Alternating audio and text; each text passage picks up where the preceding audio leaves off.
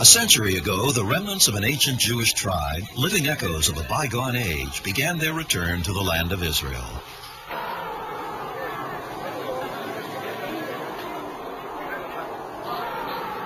The sense of togetherness and an abundance of musical talent are the unique traits of the Yemenite Jews.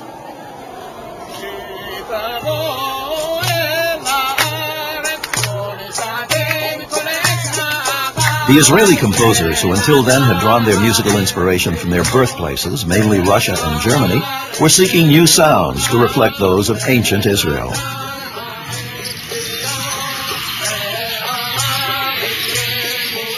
In the 1920s, at the encouragement of Chaim Nachman Bialik, verses from the Bible were set to a Yemenite melody which soon became the most popular Tu B'Shvat song. The Yemenite sense of togetherness in everyday life and in music was well suited to the atmosphere of camaraderie that typified the early days of settlement. Yemenites like Suleiman the Great and his musical family, and the traditional celebrations they organized, the Haflot, are as popular today as they were then.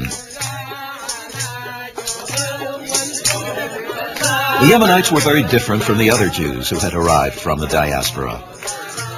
The attitude at the time was to create a new and proud Jew, an alternative to the persecuted European Jew. The Yemenites were perceived as a perfect blend, combining the ancient world with the new one. Their influence is evident in all the arts: drawing, painting, jewelry making, dance, and of course, music.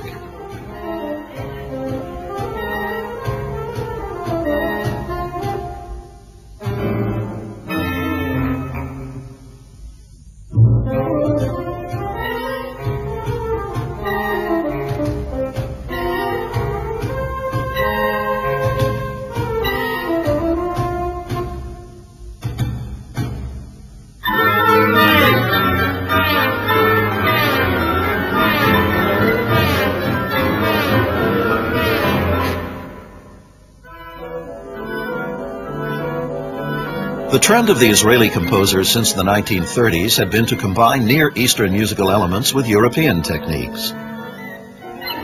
Composers such as Paul Ben Chaim, Mordechai Setter, and others were captivated by Yemenite melodies. This influence is also felt in Noam Sharif's music for woodwinds, trombone, piano, and bass.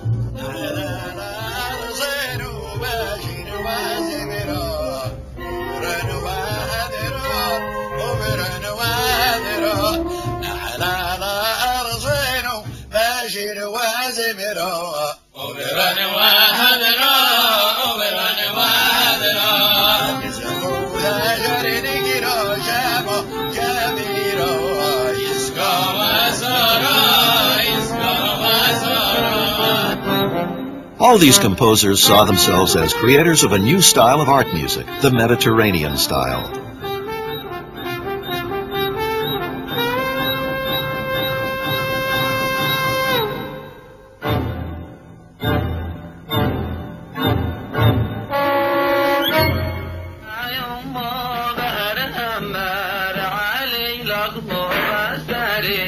Songs were always accompanied by dance. Styles varied with the different regions of Yemen. The Khabani from the east,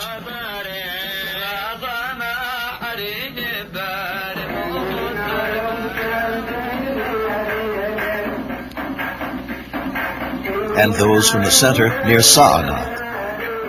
Drumming was used by all. Mourning the destruction of the Second Temple resulted in the prohibition of using musical instruments. The Yemenites, stringent in their observance, accepted this ban literally.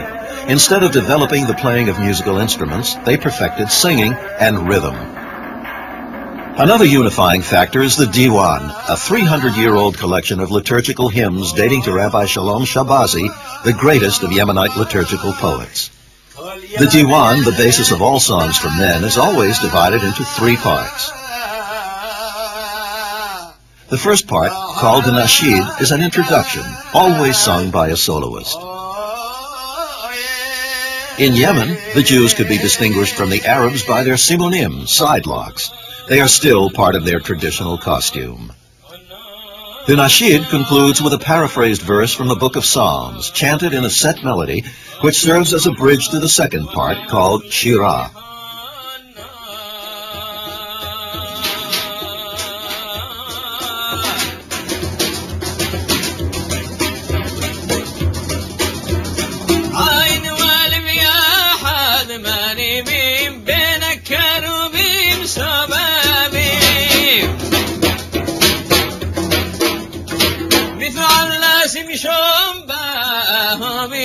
حكم وضعف عذابي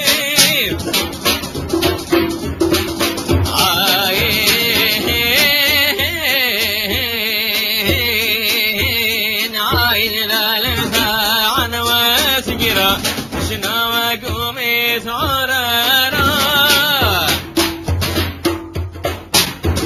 التمام اللاحظ وعبرا تحمد وغمتين حبارا. When the atmosphere becomes charged, the singer switches the melody or changes the rhythm. The more switches there are, the more successful the event and the more esteemed the singer.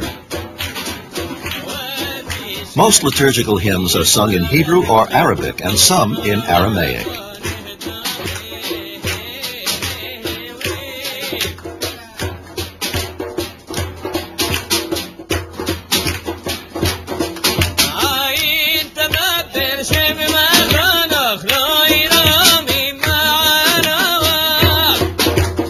The dancers also express the content of the hymn.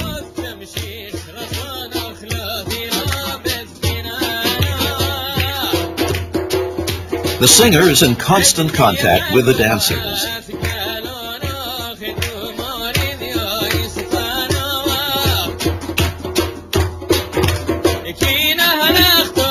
The dance fulfills a cultural custom and is not merely performed for its own sake.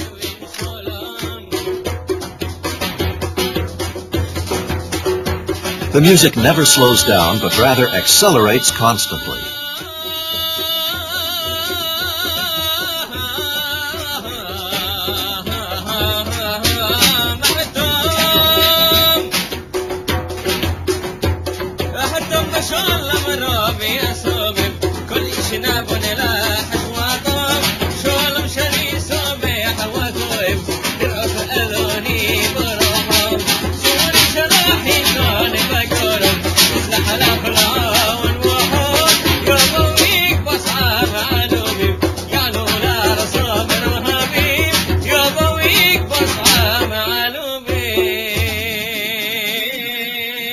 At the end of the Shirah, the singer recites the last line.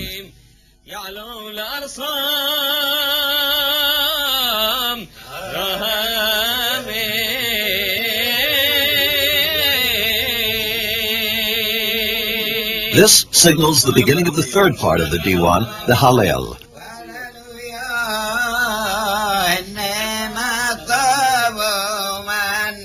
The Hallel begins and ends with the word Hallelujah. It is always sung to a fixed melody, a living testimony of the most ancient sounds of Jewish music that, despite the millennia of exile in Yemen, remain unchanged. The Hallel consists of prose, including numerous biblical quotations. Its source is the Hallel prayer, recited in the synagogue on holidays and also on Hoshana Rabbah, the last day of the Tabernacle Festival. There is evidence that this is the way it was sung during the days of the temple.